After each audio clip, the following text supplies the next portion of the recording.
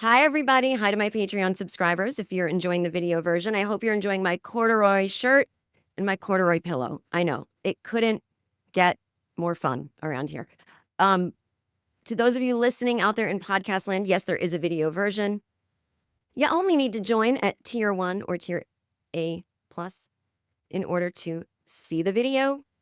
Click the link in the show notes. As always, you get a 7-day free trial to start with. All right, let's just get right into this. Episode 71. We are still in Feelings February. And a lot of those episodes are similar because the information that makes up how we process feelings and how emotion states turn into feelings, a lot of it is similar.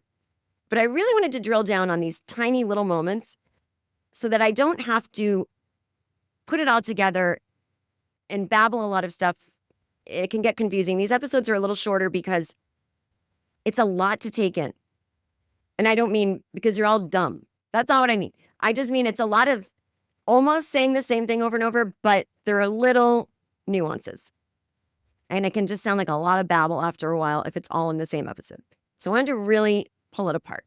And this episode is about feeling two opposing feelings at the same time. And I did a little search, and I searched for what are the most popular searches that people with or ADHD humans search for about this topic. And what came up is that a lot of y'all are searching, why do I feel two opposite feelings at the same time? Searching ADHD contradictory feelings, searching why do I want something and not want it at the same time? I have ADHD. Searching I feel excited and dread at the same time with ADHD. Why do my feelings not make sense with ADHD? Then I checked out some of the Reddit threads about ADHD, both the ADHD thread and the ADHD women on Reddit. And people were saying things like, I can feel excited about something and also feel a pit in my stomach, like I don't want it to happen at all, but both feel true.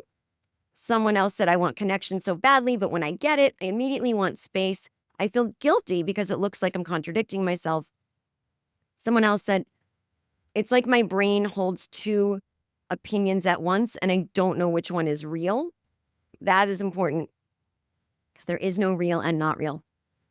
So when we say that our feelings contradict, when us ADHD, AuDHD people say that, and we say we're confused, no need for confusion, my friends, because you're describing a very normal and like supposed to be happening process in our brains called having parallel emotions, relief and guilt, excitement and dread, wanting connection, wanting space.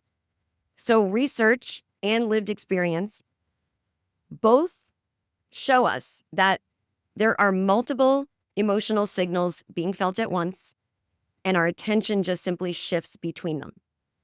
So what's known as parallel emotional processing is a sequence that we don't always process our emotions sequentially. We process multiple signals at once, and then our attention moves between them.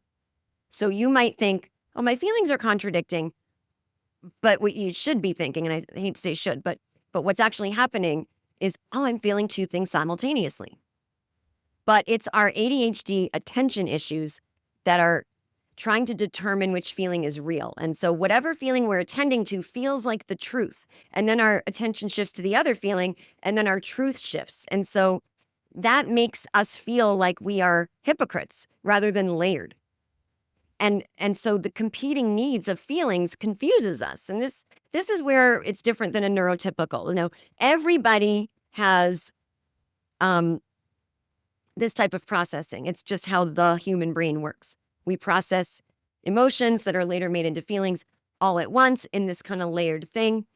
But because the emotion that we tends to be the one that's the loudest, the one that we're putting our attention on, that is a struggle for us because we have trouble with attention. And it doesn't mean like, oh, I can't pay attention. It means, as you know, we pay too much attention to something. Everything has equal meaning. Everything has equal importance. And we also tend to be, what is the word? Like, not fun to impulsive. So we believe so deeply that we feel these two things at once, and we do, but then we make it a problem. I'll keep going. So, competing needs is confusing, especially if you're ADHD, because we already live a confused life because we are two opposing neurotypes. So our ADHD wants novelty and stimulation and movement. Our autism wants predictability, safety, and control. And so our emotional experience usually feels like a contradiction, but what it really is two valid needs pulling at us at once. And then when we have mixed feelings, it's like that times a million. People might say, I don't know what I want, but the more accurate thing that's happening is I want two incompatible things at the same time. So here's my hypothesis of why mixed feelings feels like such a problem. So if you think about times that you've laughed and cried, you had a baby, someone you knew had a baby, something amazing was happening, you were graduating and you were so happy, whatever. Or you were stressed about an event that you were running because it's stressful to put it together, but you were so excited. It's your Christmas party. You can accept mixed feelings when you understand them, but maybe not so much when we think there's a way that we should feel. And so that's my hypothesis with why we struggle so much with having mixed feelings, that we have to research it online, is that we feel like we should pick one, and then we don't know which one to pick, and we just become distrustful of our own experience and our own judgment. But we're the ones adding in the something must be picked part. And since that's not literally how the brain's supposed to work, we're fighting our brain. So here's the thing. We have emotional complexity. You've got to consider two things about this. Your relationships affect the emotional complexity of what you're feeling. So in other words, the specific relationship you have with someone else shapes the way you experience and process your feelings with that person. Being close to someone gives you context to how you feel about this person in moments of change or stress or transition. So if you're connected to someone, whether that's through trust or history or shared goals or romantic love, your feelings are going to feel very complex towards this person. And that's because your brain is engaged in systems that are responding to social connection, releasing oxytocin, the feel-good chemical. That's tied to networks like memory and anticipation. The stronger your connection with someone, the more likely you are to feel multiple feelings when something meaningful happens, good or bad. Think about nostalgia and how accepted nostalgia is. We don't question it. We love watching a movie or reading a book or something that's about nostalgia. It's the perfect example of emotional complexity and how normal it is. Nostalgia is a mix of pleasure coming from the memory of something lived and the pain caused by that being permanently gone, right? But we know this and we're cool with it. So just keep that in mind. So we're not simple, none of us, not even the neurotypicals. We're not going to have only one positive or one negative feeling about a situation or another person. You've got to accept that you're going to have conflicting feelings. And that's important because, well, first of all, just having them is important because it indicates that you are using a lot of information. So mixed emotions actually reflect how mature and intelligent we are. We are recognizing conflicting aspects of being human. And especially in interpersonal relationships, this emotional layering shows up a lot. You feel close to someone and frustrated by them. You love them, but they hurt you. You miss them, but you're overwhelmed at the idea of connecting. That's all part of the same emotional picture. So again, neurotypicals and neurodivergence, we all have the same, the brain does emotional processing, like the basics of it the same, but it's our kind of like our reaction to it that makes it more difficult for us. One way that you can begin to not be so tortured by having two feelings at once is the way you talk about it. You can name it by saying, a part of me feels this way and another part of me feels that way. Now, this might sound like I'm talking about doing internal family systems parts work, and I'm not. That is how, if you are doing parts work, it starts with a part of me feels this. But it's also just a totally valid way to say something, and it doesn't mean you're doing a certain form of therapy. It's just a part of me feels this, a part of me feels that. What you're doing is you're creating space to hold both.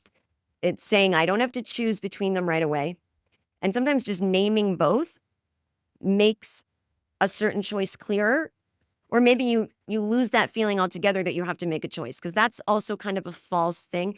Obviously, if you are feeling a certain way about going to a wedding, you don't know if you should go or say no, then obviously you're struggling with your mixed feelings because you have to make a choice. You can't just sit in them, but sit in them before you make your choice is the point. Like, the stress you're feeling about having to make a decision is causing a third feeling. And you need to get in touch with both feelings that you're holding and then make choices based on, that's where we get into like, well, what's your gut feeling, right? So why does it feel uncomfortable to have two feelings at once? And this is what I was saying. It's not that the feelings themselves are hard. You can be happy, you can be sad, you get it, you've done it, you're human. But it's like, oh my God, I have both at once. Is that okay? It's like, yes, it's fine. But you're overthinking it kind of, or you're stressing about it, is creating a third feeling. It could be creating guilt or shame. If you noticed, a lot of those examples I read, people automatically go to judging themselves instead of thinking, well, if I feel this way, I bet a lot of other people feel this way, right? So if you're feeling some indecision, like you're stuck between two options, one part of you is interested, one part is cautious, you're going to feel overwhelmed and like you can't trust your own reactions. But you just have to remember that that's not true. You can just need to hold space for both. And once you remove that judgment, you kind of remove the barrier to taking action. So our emotional attention moves quickly. So we've got all these feelings in our body, happy, sad. One feeling takes over, and that's like the whole truth in that moment. But underneath that is the other feeling. It's not gone. It's just not the focus. So, but we're not realizing it's still there. And then our attention shifts to that one. And we're like, oh my God, my truth has just shifted. And that's why you feel like you're flip-flopping. But really, these things have been running parallel the whole time. They're right next to each other. It's just that one is louder because of the way our brain makes, let's say, deposits in the attention bank. And you're going to think, I should know what I feel, or I should pick a side. But your brain isn't wired for emotional clarity in a single direction. It's just kind of, the brain's too complex for that. And remember, don't should all over yourself.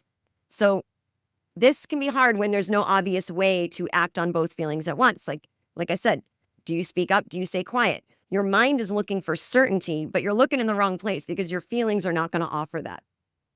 So emotional layering is a thing, and that's going to feel super intense for us because it's how the brain handles feelings and attention at the same time. So like I said, the brain is tracking all of our feelings in these layers. So each feeling carries its own signal, right? I feel this way about that, and part of the signal is based on my memories, my future prediction, my relationship with said person, place, or thing.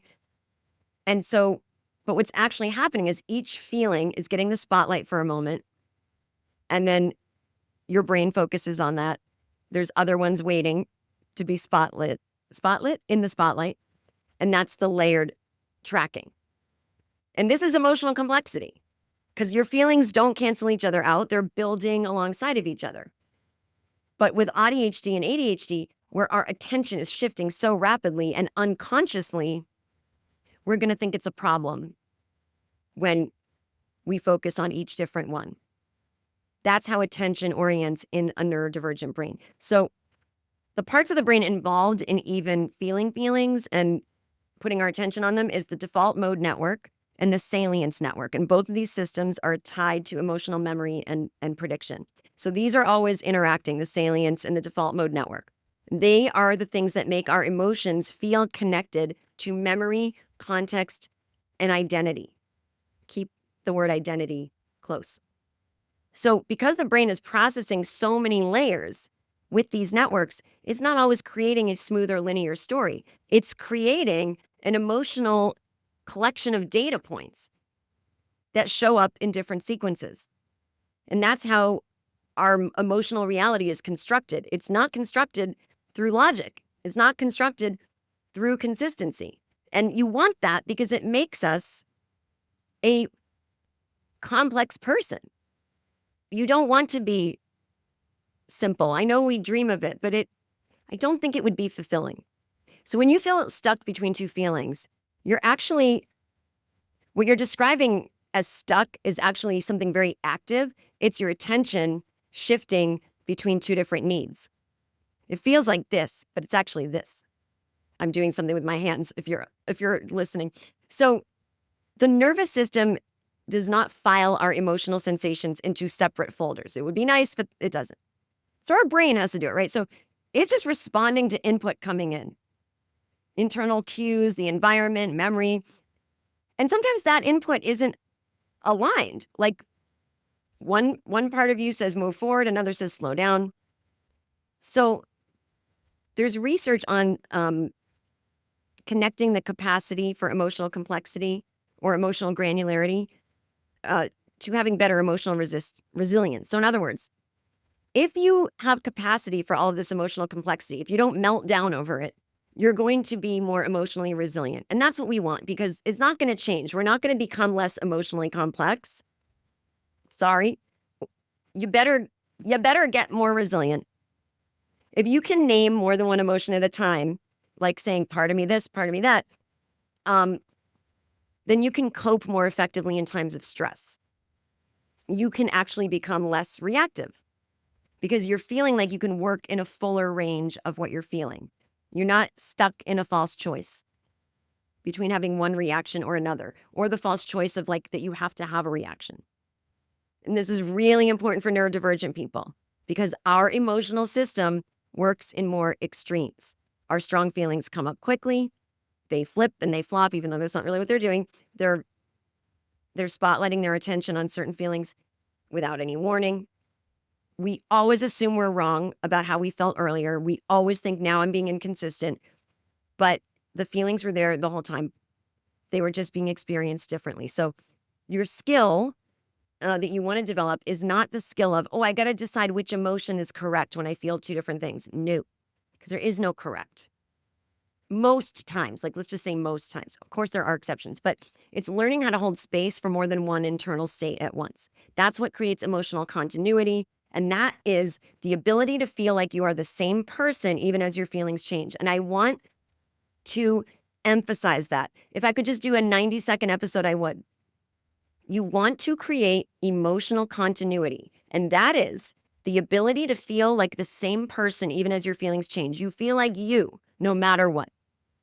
Think about that. Pause and reflect, really.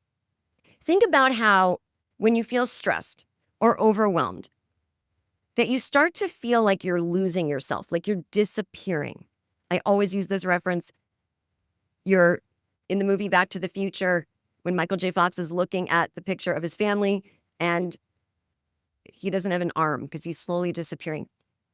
When we're in something really difficult or emotionally flooded, we sometimes feel like everything around us is huge and we're this teeny tiny little person. That's why I love somatic therapy because it touches on these sensations in our body. And so I will think, why was I badass that moment? And then this other moment, I totally gave into this person. I didn't speak up for myself. It's like, well, because I'm all of I am badass. It's like, I remember having a session with my therapist, like, I'm so badass in a lot of ways. But then like this relationship I had over here with this family member and then this other person, I totally caved. And I'm like, so I guess I'm not as badass as I thought. And it's like, no, I'm literally all of that. It depends on the situation. I have the ability to be badass or I have the ability to cave. And I probably have more choice if I feel like throughout it all, I'm me. I'm in this big container and I contain many little parts. Instead of I'm inconsistent, I'm this and that. No, I'm consistent across the boards because I'm always Jen. But when certain relationships kind of flare me up, well, wait, so that's specific to that person. Yes. Oh, okay. So how do we bring the badassery to this relationship? Can we do that, right? You never lose sight of who you are. So anyway, I just loved reading that. I thought that was really cool. So when you try to compress a lot of feelings into one, that's where you start to get confused or you feel like you are incomplete. And if you start from the assumption that both parts are true, then you can get to more clarity. You know, in therapy or coaching, like if you ever heard yourself say, I just keep going back and forth, or I thought I was sure and then I wasn't. This just means that many emotional signals were active and they're getting more attention at different times. And so if you're able to recognize mixed feelings, you're going to be a better communicator. So when you can name the full range, other people don't have to guess. You can say, I'm feeling some joy and some grief about this. I'm excited to be here and I'm also kind of wiped out. That helps other people meet you where you actually are instead of reacting to only the most visible part of your emotional state. And think of how often we mask.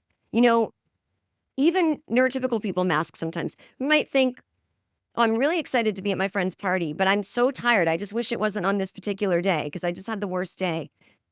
You think you probably can't let your friend know that. I mean, maybe you don't have to say it, but you extra come in hot, like, everything's great. You could just be there as your real self that like maybe isn't going to smile every second, that like maybe yawns or says I have to go early. Like, you don't have to choose a way to react to those two feelings. But no one talks about this, so we assume no one else feels this way, right? How often do we say, I thought I was the only one? Because I think these kind of complex things, it's not that they're too hard to understand, but just too hard to explain. So, and it seems rude, right? Like, I'm excited to be here, but I'm really wiped out. But it's not. I mean, you don't have to literally say that, but you're allowed to not pretend, right? You don't have to pick one. But there's a skill to holding space for multiple feelings and not feeling like you have to resolve them right away or pick them. And that's what you have to practice. And that practice includes slowing down or going inside. My somatic therapist always says, let's go inside to see how our body's feeling. And she always says, I'm not saying it as a subtle way to say slow down, because there's nothing wrong with being fast. Slow is not necessarily better. A lot of times I do need to slow down because I'm processing too fast and I'm skipping over how I feel. But it's not inherently bad to be fast or better to be slow. It's not bad to be loud and better to be quiet. But when I do go within, it does sort of, I think it brings things from hyperspeed to just like regular speed in terms of how fast I'm processing something or jumping to conclusions.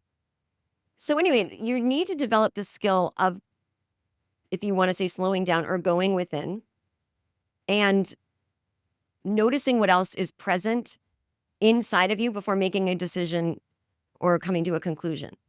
So here's how the brain processes emotional complexity, and it's all these systems working in the background. I mentioned the default mode network. That's the part of your brain that activates when you're reflecting or daydreaming or just sitting around thinking about yourself. It's like literally the default. If you're not watching TV or reading or working and you're not, you're standing in line at the DMV and you have nothing to distract you, what are you thinking about? Your brain's going to go to your own default mode network. Maybe you jump to worry or you jump to fantasy or whatever. That's your default mode network. And that helps you pull in your past experiences, your future ones. It helps you make sense of something. And the salience network, which I mentioned earlier, that's what helps your brain figure out what's emotionally important right now. So it's keeping track of tiny changes in your environment, your body, your emotions, and it's going to decide what to spotlight. So your brain might shift from excitement to dread to curiosity, depending on what feels most relevant in the moment. And so these networks are constantly helping you sort through mixed or layered emotions, even when you're not consciously thinking about them. And they work with your neurotransmitters like dopamine. That's going to pull your focus towards the things that feel rewarding. Oxytocin is going to strengthen your feelings of connection. And serotonin, that's just regulating your overall mood. All right. So together, all of these systems and neurotransmitters, that's what creates the foundation for your emotional depth. That's what's letting you feel joy and grief at the same time. They let you hold love and frustration toward the same person all at once. That helps you carry memory, context, and meaning across emotional states, even if it takes you time to put it into words, which is really what it means to name a feeling. So in the end, all of this is just part of being human, but neurodivergence, we're going to feel it more vividly, let's say. And we want to track it more clearly if we want to stop feeling so confused by mixed feelings. So like, you don't have to solve your emotions. You don't have to get it right. And if you kind of accept your complexity, that in and of itself can guide you to a deeper understanding of yourself. So let's just quickly recap the concepts from this episode. Emotional layering, that's feeling more than one thing at the same time, but it's not back and forth. It only feels like it is. They are stacked together. Excitement and dread, relief and guilt. The brain is processing them parallel. Attention shifting, that is what makes you feel like you're flip-flopping. Your focus is jumping between emotions, and whatever one you're paying attention to feels like not only the dominant one, the only one. The others are still there. They're just in the background. This is competing needs, and that can drive an ADHD gal crazy. What do you mean I want novelty and predictability? What do you mean I want connection in space? But both needs are valid, and they're just unfortunately active at once. Don't forget emotional complexity in relationships.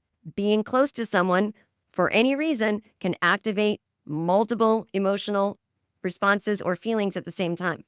And that's based on your shared experience that makes things feel so layered.